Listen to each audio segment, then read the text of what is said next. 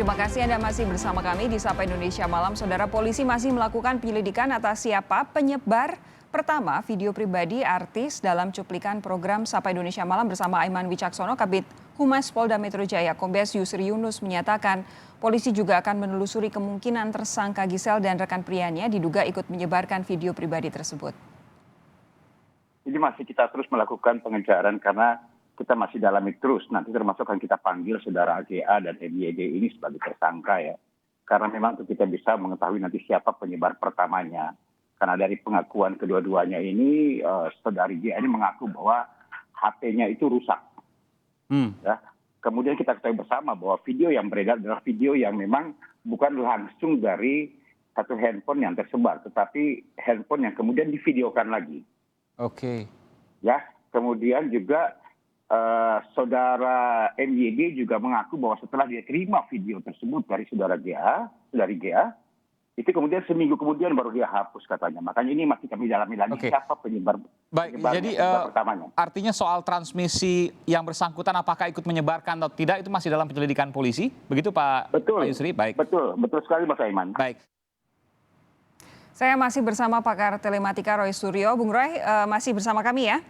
Ya. Saya ulang sedikit pertanyaan tadi. Jadi sebenarnya sulit atau tidak mencari siapa yang jadi orang yang pertama menyebar video ini dari jejak digital? Anda tadi bilang seharusnya tidak ya? Betul. Jadi saya sedikit ulangi tadi ya sebelum kita terputus. Harusnya tidak ya. Karena sebenarnya apa? Video 19 detik yang beredar itu kan metadatanya tahun 2020. Artinya ada orang di tahun ini, tahun yang hampir berakhir ini, tahun 2020 ini, yang melakukan perekaman ulang atau retake. Saya sebutnya retaker. Ya, yang itu kemudian muncul metadata tahun 2020, metadatanya bukan 2017. Ini sebenarnya harus bisa dikejar oleh polisi karena dia sebenarnya menghilangkan dua hal penting. Yang pertama menghilangkan metadata tahun 2017, yang kedua metadata menghilangkan suara.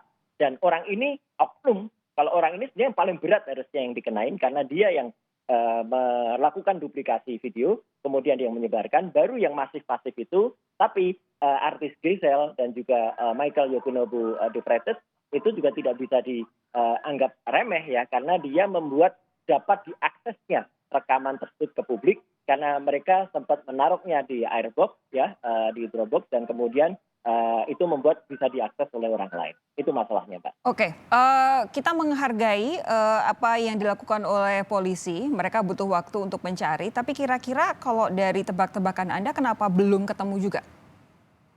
Sebenarnya bukan belum ketemu ya. Nanti publik akan terus terang akan kaget juga.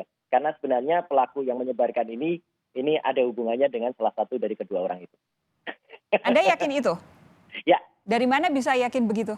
Ya, sebenarnya saya sudah juga melakukan tracing ya, tapi kan karena saya menghormati kepolisian menggunakan saksi ahli yang lain, mereka sungkan karena sempat ngobrol dan mereka sungkan saya karena saya pernah di posisi tertentu. Jadi oke lah, saya hormati, tapi saya tetap mengkawal kasus ini untuk publik, jadi supaya tidak terlalu melenceng. Tapi nanti orang yang mengedarkan pertama, itu pun dia mengetahui bahwa video yang beredar itu lebih dari 19 detik. Ya, video yang asli yang beredar itu lebih panjang dari 19 detik, meskipun tidak panjang sekali. Tetapi itu diputar duluan, kemudian direkam sama si X tersebut, kemudian sama si X tersebut direkam, kemudian di-record, kemudian di-stop selama 19 detik. Nah, baru dia sebarkan di tahun 2020 ini. Jadi nanti polisi mengejar karena motif daripada dia menyebarkan itulah nanti yang menarik. Nah, kenapa itu dia. orang ini ikut menyebarkan? Jadi Anda yakin bahwa yang pertama kali menyebar adalah orang yang memang dekat dan dikenal oleh salah satu dari dua tersangka ini ya? Terlalu dekat tidak, tapi mengenal. Oke. Begini, sebenarnya kalau Bung Roy bisa bercerita, bagaimana sih cara melacak urutan penyebaran video ini dari pemilik hingga tersebar ke umum? Anda tadi sudah bilang bahwa ini ada perekaman ulang, ada kemudian diedarkan lagi.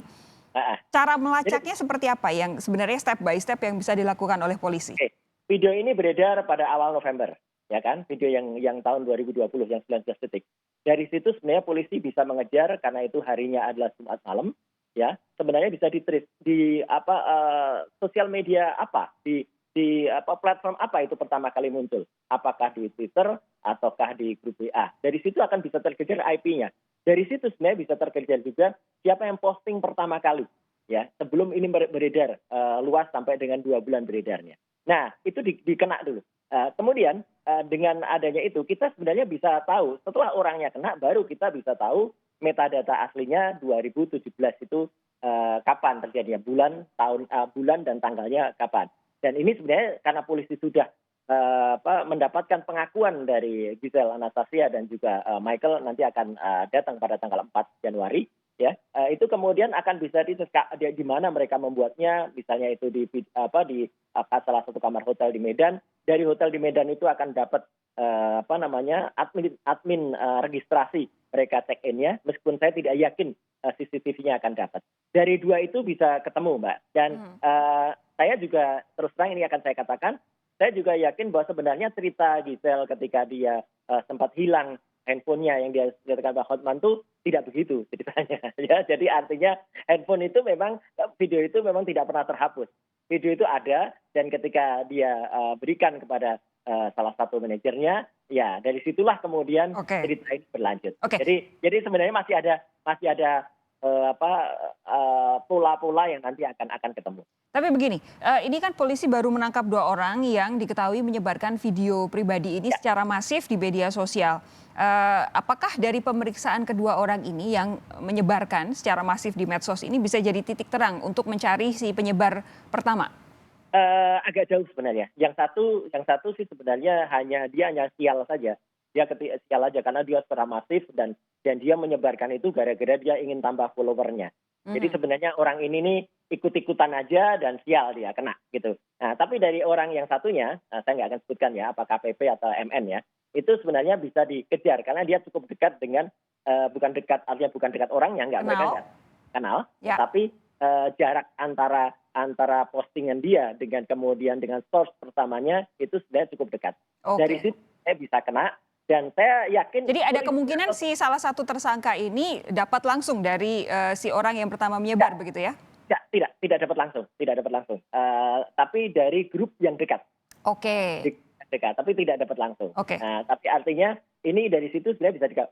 Jalur polisi sebenarnya sudah on the right track ya. Tinggal kemudian dipertajam lagi dan saya yakin teman-teman di cybercrime itu sudah mengetahui, sudah bisa mendeteksi ini. Hanya tinggal sekarang dari pola-pola yang masih belum ketemu ini, dari sel-sel yang belum ketemu ini nanti akan ketemu nanti jalur cerita di mana. Kan masih ada yang terputus itu bagaimana dari salah satu dari 2 orang ini, apakah Giselle ataukah Michael itu bisa keluar gitu kan. Gitu. Tapi Michael sih saya kira dia hanya ketempatan dia sempat menerima video itu saja, kemudian dia juga sempat juga dia share, tetapi bukan dari dia penyebarnya. Baik, Bung Roy terima kasih sudah meluangkan waktu untuk Sapa Indonesia Malam, sehat terus.